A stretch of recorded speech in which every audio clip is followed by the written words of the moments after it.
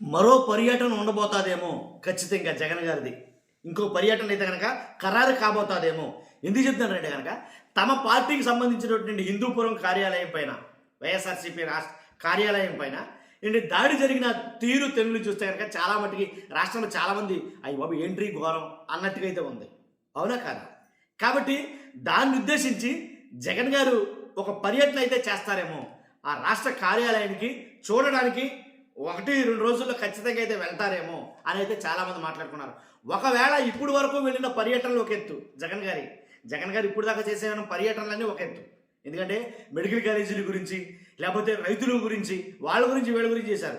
కానీ సొంత పార్టీ కార్యాలయం ఆఫీసుని ధ్వంసం చేసేస్తే ఆ పర్యటన అనేది అసలు ఎలా ఉండబోతుంది అనేది ఆలోచిస్తేనే ఒకలాంటి ఇది ఏర్పడుతుంది. కాబట్టి ఖచ్చితంగా జగన్ గారి పర్యటన అనేది ఉంటుందా? ఉంటే ఒకవేళ ప్రభుత్వం పర్మిషన్ ఇస్తుందా? రైతుల కోసమో లేకపోతే మెడికల్ కాలేజీల కోసమో వాటి కోసమో వీటి కోసం అంటే 1,00,000 ఆంక్షలు పెట్టారు. కాబట్టి అసలు ఇప్పుడు హిందూపురం వెళ్తానంటే అసలు పర్మిషన్ ఇస్తుందా? నిజంగా జగన్ గారు హిందూపురం వెళ్తే ఏం జరుగుతుంది? ఇప్పుడు ప్రస్తుతానికి అయితే కనుక ఆల్రెడీ హిందూపురం వైఎస్ఆర్సీపీ కార్యకర్తలు అభిమానులు వెళ్ళారు. కాబట్టి అక్కడికి వెళ్ళిన కార్యకర్తలు అభిమానులు ఒకటే నినాదం ఏంటంటే కనుక నిన్న ఏదైతే జరిగిందో హిందూపురంలో కొంతమంది గోండాల మాదిరి వ్యవహరించి వైఎస్ఆర్సీపీ కార్యాలయాన్ని ధ్వంసం చేసేశారు. రాజశేఖర రెడ్డి గారి విగ్రహాన్ని ధ్వంసం చేసేశారు. అలాగే లోపల ఉన్న దేవుడి పటాన్ని ధ్వంసం చేసేశారు. అలాగే అద్దాలు, గ్లాసులు, డోర్లు, కుర్చీలు, టేబుళ్ళు ఇలా ఒకటి కాదు, 2 కాదు, ఏది దొరికితే దాన్ని నాశనం చేసేశారు. పగలను ఉంటే బండరాళ్ళు పట్టుకొచ్చి మరీ వేసి ధ్వంసం చేసేశారు. కాబట్టి ఇవన్నీ చూస్తూ ఊరుకోవాలా? మేము ఖచ్చితంగా మా ఆఫీస్కి వెళ్ళాలి అని జగన్ గారు వెళితే కనుక అక్కడ ఏం జరగబోతుంది? అసలు అక్కడ ఉంటారా? తట్టుకోగలరా? అసలు జగన్ గారి పర్యటన అంటేనే జనం ఏ మాదిరిగా వస్తారో మీకు తెలుసు. కానీ ఇలాంటి పర్యటన అంటే ఇంకా ఏ మాదిరిగా డబుల్ త్రిబుల్ వస్తారో మనం ఊహించుకోవాలి. కాబట్టి ఆ పరిస్థితులు ఏమన్నా ఏర్పడతాయా ఏంటి అనే ఒక ఇంత ఆలోచన అయితే కనుక చాలామంది చేస్తున్నారు. కాబట్టి దీని మీద ఎక్కువ ప్రధానంగా చర్చ నడుస్తుంది ఇప్పుడైతే కనుక. అంతేకాదు మా పార్టీ ఆఫీస్ పైనే దాడి చేస్తారా అంటూ హిందూపురానికి ప్రస్తుతం అయితే కనుక ఉప్పెనలాగా ఎగసపడుతున్న జనం. ఉప్పెనలాగా ఒక్కడో ఇద్దరు కాదు, చాలామంది జనం అయితే కనుక హిందూపురానికి తరలి వెళ్తున్నారు. హిందూపురంలో తరలి వెళ్ళి అక్కడ కొన్ని నినాదాలు అయితే చేస్తున్నారు వాళ్ళు. కూటమి ప్రభుత్వానికి వ్యతిరేకంగా కార్యకర్తలు చేస్తున్న నినాదాలతోటి హిందూపురం మారుమోగిపోతుంది ప్రస్తుతానికి. ఒకవేళ జగన్ గారి పర్యటన మా కాలం పెట్టుకుంటే కనుక ఇంకా అది ఇంకే రేంజ్లో ఉంటుందో అనేది అది అసలు ఆలోచించడానికి అది రకంగా ఉంది. కాబట్టి ప్రస్తుతానికి అయితే కనుక హిందూపురంలో చాలామంది వైఎస్ఆర్సీపీ కార్యకర్తలు గుమిగూడి ఉన్నారు.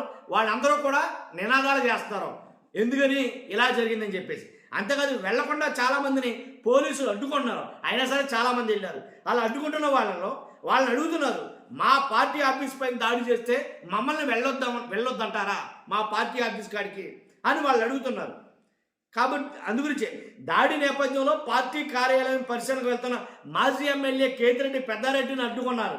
కానీ పోలీసులు తీరుపైన ఆయన రోడ్డుపైన కూర్చుని నిరసన తెలియజేసిన విషయం అనంతపురం జిల్లా పార్టీ అధ్యక్షులు అనంత వెంకటరామరెడ్డి గారు ఇంకా చాలామంది ఉన్నారు.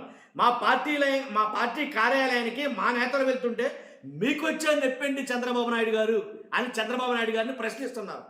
కాబట్టి వైఎస్ఆర్సీపీ నేతలు రాష్ట్ర వ్యాప్తంగా ఉన్న చాలామంది అక్కడికి వెళ్ళడానికి అయితే డిసైడ్ అయ్యారు. కానీ ఇప్పుడైతే కనుక చుట్టుపక్కల ఉన్నటువంటి వైఎస్ఆర్సీపీ కార్యకర్తలు కావచ్చు, నాయకులు కావచ్చు, అభిమానులు కావచ్చు, తండోపతండాలుగా అక్కడికి తరలి వెళ్తున్నారు. దాంట్లో ఎలాంటి డౌట్ లేదు. ఇప్పుడు ఒక రకంగా ఆ పార్టీ కార్యాలయం పరిశీలన నిమిత్తం అయినప్పటికీ చాలా ఉద్విగ్న వాతావరణం అయితే ఏర్పడుతుంది అక్కడ. అసలు అలాంటి ఎవరైతే గోండాగిరి చలాయించి, దాదాగిరి చలాయించి ఆ పార్టీ ఆఫీసు నాశనం చేసేసారో అలాంటి వాళ్ళు ఎవరు కూడా ఆ పరిసర ప్రాంతాలు లేకపోతేనే బెటర్ ఏమో అనిపించింది నాకు. అంతమంది జనం ఉన్నారు అక్కడ. కాబట్టి చూస్తున్న మీరు అందరూ కూడా 100% మీ అభిప్రాయం ఏంటి? ఇలాగా పార్టీ కార్యాలయాల పల దాడులు ఇది దేనికి సంకేతం? ఇలాంటి వ్యవహారాన్ని అసలు వెంటనే దీని మీద చర్యలు అయితే తీసుకోవాలి కదా. మరి ఏం చేస్తున్నారు ఏంటి అనే దాని మీద మీ అభిప్రాయం కలిసి కామెంట్ రూపంలో తెలియజేయండి. ఫస్ట్ అయితే లైక్ చేయండి, కొత్తగా మన ఛానల్ పక్కగా సబ్స్క్రైబ్ చేయండి. మీ అమూల్యమైన అభిప్రాయానికి థ్యాంక్ యూ వెరీ మచ్.